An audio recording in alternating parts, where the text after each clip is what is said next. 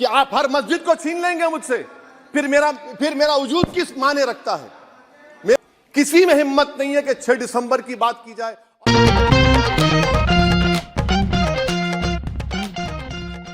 Sir, मैं हस्बे आदत और हस्बे रिवायत इसकी मुखालिफत में खड़ा हूं, और सदर जमहूरिया के खुतबे को अगर आप देखेंगे सर, तो उसमें पूरे खुतबे में लफ्ज़ मुसलमान तो छोड़िए, लफ्ज़ अक़लियत भी इस्तेमाल नहीं हुआ है। और मैं बड़ी ज़िम्मेदारी के साथ आपके सामने अर्ज़ कर रहा हूँ कि भारत में 14% मुसलमान जो आबादी के लिहाज से 17 करोड़ आते हैं, वो आज पिछले 10 साल में नरेंद्र मोदी की सरकार में अपने आप को एक गैर यकीनी कैफियत में पाते हैं, अपने सोचते हैं कि हमारी शनाख्त को ख़तरा है, हमारे वजूद को ख़तरा है। और मैं बड़ी ज़िम्मेदारी के साथ कह रहा हूँ कि जज्बात में लाए बगैर कह रहा हूँ कि आज 17 करोड़ मुसलमान अपने आप को ऐसा समझते हैं कि जिस ज़माने में हिटलर के ज़माने में यहूदी अपने आप को समझते थे। और उसकी मैं बताता हूँ क्यों समझते हैं, बताता हूँ आपको चंद मिनट में। सर, मिसाल के तौर पर आप देखिए, खुतबे सदारत के हिस्से तहरीर का 32वां पैराग्राफ, 32 पैराग्राफ में ड्रॉप आउट रेट का जिक्र हुआ, स्कूलों में इंदराज यानी एनरोलमेंट का जिक्र हुआ, एससीज का नाम लिया गया, एसटीज का नाम लिया गया, ओबीसीज का नाम लिया गया, लफ्ज़ अक़लियत का नाम नहीं लिया गया, मुसलमान तो छोड़िए। और सबसे ज़्यादा ड्रॉप आउट इस मुल्क में अगर स्कूलों में है तो मुसलमानों में है। सबसे कम एनरोलमेंट अगर है तो मुसलमानों में, हायर एजुकेशन में। गवर्नमेंट का डेटा है सर कि मुसलमानों का जो स्टूडेंट ड्रॉप आउट है वो 14.42 से क्लास 1 से शुरू होता, और वो क्लास 6 और 8 को पहुंचे अब तक वो 10.76 को पहुंचता है। ये गवर्नमेंट का डेटा है, यानी क्लास 1 से क्लास 6 8 तक ये हाल है। आपने क्या किया सर इस बजट में? प्री मैट्रिक स्कॉलरशिप को सिर्फ 9th क्लास तक महदूद कर दिया, और इसमें आपने पैसे कम कर दिए प्री मैट्रिक स्कॉलरशिप में। और सर 2022-23 का बजट आप देखिए, 5026 करोड़ रुपए दिए गए थे, जिसमें से सिर्फ 663 करोड़ इस्तेमाल हुए। अब आप आ जाइए सर, AISHE का डेटा है कि हायर एजुकेशन में मुसलमानों का 8.5 ड्रॉप आउट रेट हुआ है। 2020-21 में गवर्नमेंट का डेटा बता रहा है कि 1,80,000 मुसलमान हायर एजुकेशन में नहीं है। प्री मैट्रिक स्कॉलरशिप को आपने 423 करोड़ था, उसको आपने इस साल 326 कर दिया। मौलाना आज़ाद फेलोशिप को 45 करोड़ कर दिया। MCM जो 44 करोड़ था 33 करोड़ कर दिया। बताइए, जो सबसे ज़्यादा जिसका कम्युनिटी का ड्रॉप आउट रेट है और जो हायर एजुकेशन नहीं, उससे आप ये बर्ताव करते हैं। सर, दूसरी बात यह है कि हम ये देख रहे हैं कि 10 साल में इस सरकार में कोई हद नहीं छोड़ी है गलत हुक्मरानी की, नफरतों को भड़काने की, कोई हद नहीं छोड़ी गलत फहमियों को फैलाने की, और कोई हद नहीं छोड़ी इस मुल्क के अवाम नास को तर्क करने की। इस 10 साल में हमने क्या देखा सर? जमहूरियत हमारे वतन अजीज की को बचाना बहुत ज़रूरी है, ये गरीबों के लिए और कमज़ोरों की एक बहुत बड़ी ताकत है। मगर 10 साल में, 9.5 साल में क्या हुआ? सिर्फ एक शख्स को मजबूत कर दिया गया, एक मजहब को मजबूत कर दिया गया, एक आइडियोलॉजी, एक नज़रिए को मजबूत कर दिया गया, एक शनाख्त को, सब शनाख्त के आगे दूसरी शनाख्तों को मिटाने की कोशिश की गई, एक ज़बान को मजबूत कर दिया गया, तो हमारी जमहूरियत तो खोखली हो चुकी है। और सर, कोई भी हुकूमत और पार्टी सिर्फ जबर और इस्तेसाल पर कायम नहीं रह सकती है सर।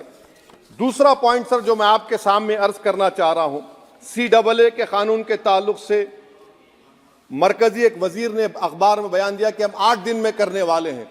आप 8 दिन में करेंगे, 8 दिन में एहतजाज शुरू होगा मुल्क के कोने कोने में। आप CAA को मजहब से खत्म कर दीजिए, मजहब से जोड़ेंगे तो आपका इरादा बुरा है। आप भारत की अक़लियतों को, भारत के मुसलमानों को, दलितों को आप परेशान करने का आपका इरादा है। सर, दूसरी बात यह है कि CAA के खिलाफ क्यों हमें क्योंकि सीमांचल के मुसलमान को आप बांग्लादेशी कहते हैं। कोई मिनिस्टर मुझे कहता है कि घुसपैठी है, रोहिंग्या है। तो CAA को मजहब से जोड़ना गलत था, उसको निकालिए। मगर हमारे देश के प्रधानमंत्री सर, वतन अजीज के वजीर आजम, मैं बड़ी जिम्मेदारी के साथ कह रहा हूं कि मैं अपने बचपने में जब हिस्ट्री पढ़ता था तो मैंने एक स्टैचू की फोटो देखी थी, प्रीस्ट किंग ऑफ मोहनजोदारो। ऐसा लगता है कि वैसा ही लग रहा है कि प्रधानमंत्री नहीं है बल्कि पुजारी सम्राट बन चुके हैं वो। और मैं क्यों कह रहा हूं कि हमारे सदर जमहूरिया ने कहा था कि 22 जनवरी एक तारीखी दिन है, बिल्कुल तारीखी दिन है। 22 जनवरी की बुनियाद 6 दिसंबर 92 को रखी गई। 22 जनवरी की बुनियाद 86 में ताले खोलकर रखी गई। 22 जनवरी की बुनियाद GB पंत ने रखी थी, इसीलिए तारीखी दिन है। और तारीखी दिन इसलिए भी है कि सर इसी ऐवान में 16 दिसंबर 1992 को हमने एक रेजोल्यूशन पास किया था। आप बताइए कि आज इस मुल्क में चाहे कोई सेकुलर पार्टी का हो या जो भी हो, वाले सब सेकुलर है, बुरा मैं हूं, किसी में हिम्मत नहीं है कि 6 दिसंबर की बात की जाए। और वो तारीखी दिन इसलिए भी है सर, इंसाफ करने वालों में एक NCLT के चेयरमैन, एक गवर्नर और एक नामजद शुदा रुकने पार्लियामेंट बैठे हुए थे। अब आप बताइए मेरे पास बचा क्या है? बचा यह है कि आर्टिकल 32 बचा है जिसको बाबा साहब अम्बेडकर ने दिया। आज मुल्क के 17 करोड़ मुसलमान भारत के वजीर आजम पर एतमाद भरोसा नहीं करते, बिल्कुल नहीं करते, बता रहा हूं, खुल के कह रहा हूं। अगर आप आर्टिकल 32 का ड्यू प्रोसेस ही खत्म कर देंगे तो फिर मेरे पास क्या बचेगा सर? क्या बचेगा? मैं तो यहां खड़े होकर वो सुप्रीम कोर्ट के मायानाज बेबाक वकील दुष्यंत दवे की तरह तो नहीं कह सकता। मुझे आज भी रूल ऑफ लॉ में भरोसा है, मुझे आज भी कानून पर, संविधान पर भरोसा है, मगर ड्यू प्रोसेस तो फॉलो होना चाहिए। ड्यू प्रोसेस फॉलो नहीं हो रहा। एक तारीखी दिन 22 जनवरी था, एक तारीखी दिन 31 जनवरी था। सर रात के अंधेरे में अपील किए बगैर आप आरे लेकर रास्ता खोल देते हैं। क्या पैगाम दे रहे हैं सर? 600 साल की मेहरौली की मस्जिद को बगैर को नोटिस दिए आपने डिमोलिश कर दिया। मैं जिम्मेदारी के साथ कह रहा हूं कि भारत के प्रधानमंत्री और उनकी सरकार भारत के मुसलमानों से उनकी शनाख्त को छीनना चाहते हैं। ख्वाजा अजमेरी के आस्थाने पर चादर बिछाइए, मगर आप जो चादर मुझसे छीनना चाह रहे हैं, मेरी मस्जिद है, आप हर मस्जिद को छीनना चाहते हैं। आप बताइए 17 करोड़ मुसलमानों को क्या पैगाम दे रहे हैं आप कि आप हर मस्जिद को छीन लेंगे मुझसे? फिर मेरा वजूद किस माने रखता है? मेरा शनाख्त क्या माने रखता है? रूल ऑफ लॉ क्या माने? अच्छा, 1991 के प्लेसेस ऑफ वर्शिप एक्ट पर क्यों नहीं बोलते आप लोग? आप उस पर कायम है नहीं है। आप 500 साल की बात करते, मैं आपसे कहता हूं भाई 500 साल पे मत जाइए, बौद्ध पे जाइए, जैनिज्म पे जाइए, शैविज्म पे जाइए, कहां रुकेंगे? अरे इस देश को आजादी मिली 47 में, संविधान मिला हमको बाबा साहब अम्बेडकर का बराबरी का। उससे पहले तो राजा रजवाड़े थे, जमहूरियत नहीं थी, लोकतंत्र नहीं था, मगर आप उसको उस बारे में लेके जाते। अरे 500 साल आगे क्या होगा बताइए? आप किसी एक सिविलाइजेशन, सर अंग्रेजी में किसी ने कहा था, civilisation can not be rewritten by hatred, history can not be corrected by demolition. आप ये नहीं कर सकते। और मैं उम्मीद करता हूं कि जब मौर्रिख तारीख लिखेगा, नरेंद्र मोदी इस मुल्क में तारीख लिखना चाहते हैं। क्या तारीख लिखना चाहते हैं? कि मैंने इस देश को, गांधी अंबेडकर के देश को मैंने हिंदू राष्ट्र बना दिया।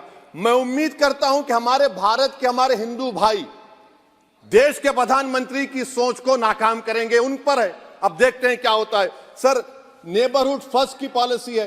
नेबरहुड फर्स्ट क्या हो रहा है सर? हम सोशल मीडिया के जरिए फॉरेन पॉलिसी चला रहे हैं। मालदीव छोटा मुल्क, वो हमको आंख दिखा रहा है, चीन की गोद में बैठ गया। हमारे लद्दाख में हमारे जो लोग जानवर को लेकर घास चराए जाते, वहां पर चीन की आर्मी आके रोक रही। बताइए, बांग्लादेश चीन की गोद में बैठा हुआ है। आप गैलेंट्री अवार्ड दे रहे हैं, क्यों दे रहे हैं? कि चीन बैठा हुआ है। तो आपका बफर जोन गया कहां भाई साहब? आपका बफर जोन तो कहां गया नहीं मालूम, गायब हो गया बफर जोन। और दूसरी बात सर, आप ये भी देख लीजिए कि यहां पर मैं आपको इंपॉर्टेंट पॉइंट ये बताना चाह रहा हूं सर। ये हम बोलते हैं India middle east economic corridor, कितना पैसा है बताइए? वो नहीं बताया जाता। अच्छा सर, सबसे तकलीफ दे बात मेरे लिए है कि भारत ने यूनेस्को का इलेक्शन पाकिस्तान से हार गया। हम पाकिस्तान से हार गए, ये आपकी फॉरेन पॉलिसी है। यूनेस्को के इलेक्शन हम पाकिस्तान से हार गए। अच्छा, मामला इजराइल का, फलस्तीन का, गाजा का आया। अक्टूबर में 10,000 लोग मर गए, हमने यूएन में सीज फायर की तायीद नहीं की। दिसंबर आया 20,000 मर गए तो हमने तायद कर दी। क्यों तायद की? क्योंकि ग्लोबल साउथ को हमको फॉलो करना पड़ रहा है। भारत ग्लोबल साउथ को फॉलो कर रहा है। मेरे लिए तकलीफदेह बात है। यह आपकी नाकामी का बहुत बड़ा सबूत है। इसीलिए हम बता रहे हैं कि यह सरकार की बहुत से नाकाम। सर, अलीगढ़ मुस्लिम यूनिवर्सिटी, आखिरी पॉइंट, अलीगढ़ मुस्लिम यूनिवर्सिटी। सर, आप उत्तर प्रदेश से आते हैं। सर, 81 में एक्ट पास हुआ।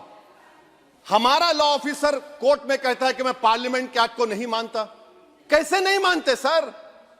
क्या नरेंद्र मोदी ने पार्लियामेंट को नॉमिनेट किया या पार्लियामेंट ने नरेंद्र मोदी को प्रधानमंत्री बनाया? बताइए। 81 के एक्ट को नहीं मानते। सर, 2 ही तो सेंट्रल यूनिवर्सिटी है मुसलमानों के। 1,80,000 आप ही के सरकार के दौर में मुसलमान हायर एजुकेशन निकल गए। आप अलीगढ़ मुस्लिम से छीनना चाह रहे हैं। Theory of separation of powers में एग्जीक्यूटिव हमको डिक्टेट करेगा। मेरी आवाज तो पार्लियामेंट है, अब मेरी आवाज के खिलाफ एग्जीक्यूटिव सुप्रीम कोर्ट में बोलता है।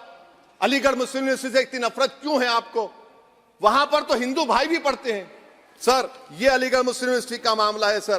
तो मैं आपसे इस बात पर, इस शेर पर अपनी बात को खत्म कर रहा हूं। सर, आप भी उर्दू दां हैं जी। मसीहाओं को जब भी आवाज दी है, अहमद फराज का शेर है जी जी, मसीहाओं को जब भी आवाज दी है पलट कर आ गए हर बार कातिल।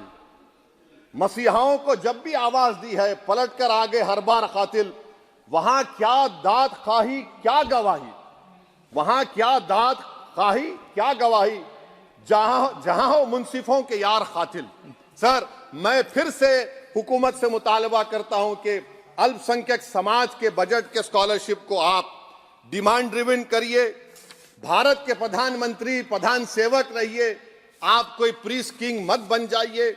आप जीतेंगे, कौन जीतेंगे देश तय करेगा। मगर याद रखिए, 17 करोड़ मुसलमान आज गम और गुस्से में हैं और इस बात को महसूस कर रहे हैं, इस बात को महसूस कर रहे हैं कि प्रधानमंत्री को हम नोट नहीं दिए मगर हमारा प्रधानमंत्री है। आखिर ये प्रधानमंत्री 17 करोड़ मुसलमानों की उनकी शनाख्त को कैसे मिटा रहे हैं, कैसे उनको आप मार्जिनलाइज कर रहे हैं। इसीलिए सर, मैं उम्मीद करता हूं कि हमारे सेकुलरिज्म जो है वो, मैं पॉलिटिकल सेकुलरिज्म कभी नहीं माना, जो सेकुलरिज्म संविधान में लिखा गया उसकी हिफाजत करेंगे। मुल्क अहम है। वरना याद रखिए, आप चुनाव जीते हैं हारे, मगर अगर आप 17 करोड़ एक जनता को आप गैर यकीनी कैफियत पैदा कर देंगे, ये देश के हित में नहीं होगा। बल्कि हम तो उम्मीद कर रहे हैं कि ड्यू प्रोसेस अदालत फॉलो करेगी। अदालत अगर एक तरफा फैसले करेगी तो गलत होगा। सर, बहुत बहुत शुक्रिया।